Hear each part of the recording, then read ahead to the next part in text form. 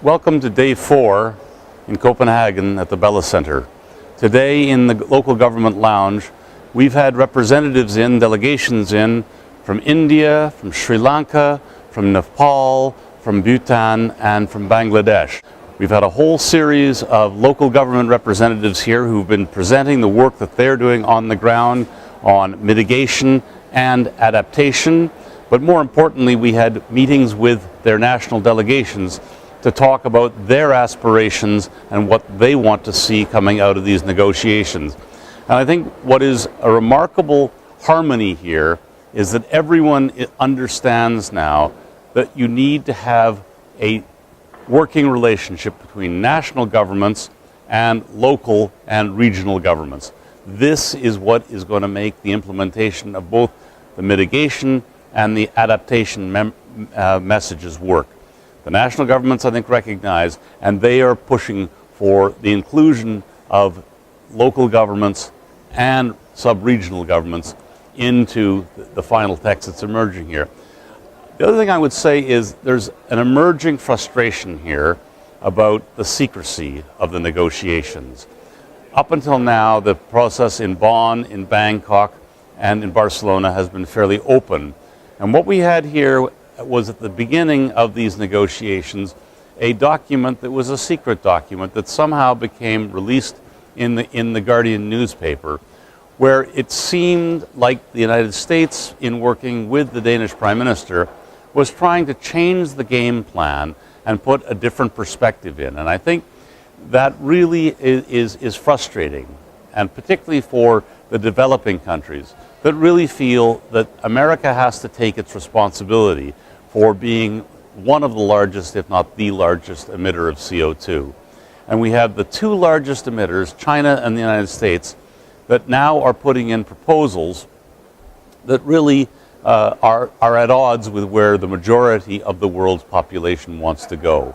They want to see a strong agreement to reduce CO2 emissions and a strong financial arrangement to work with the developing countries to adapt and to bring the technological change that will allow substantive change to occur in the way that they operate their economies, to lower their carbon and, more importantly, to prepare for the reality of climate change.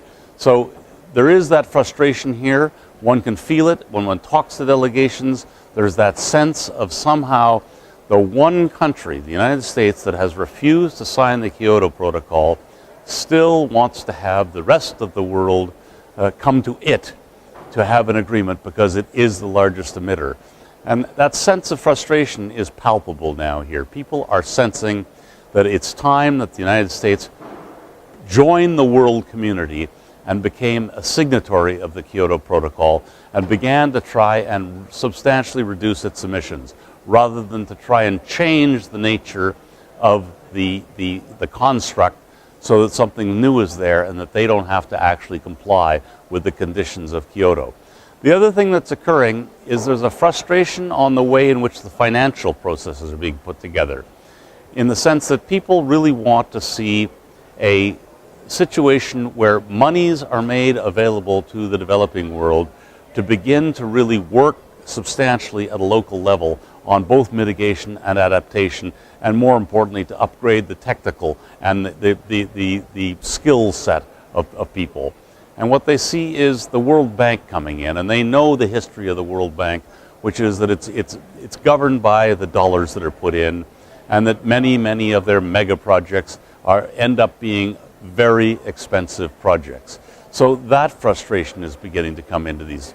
So we're in basically a week now, and already the geopolitics is beginning to play out, and people are saying, on the one hand, you have nations that are saying, well, we have to emit more CO2 because we want to grow our economy, and you have small countries that are saying, we're talking about our survival, the small island states. And, you know, for you to talk about growing your economy while we talk about survival, we've seen the Stern report. We know that the economy will be marginally affected by reducing CO2. And I think the small island states in particular are saying that has to be the priority here. So all in all, this is the dynamic that we're feeling here.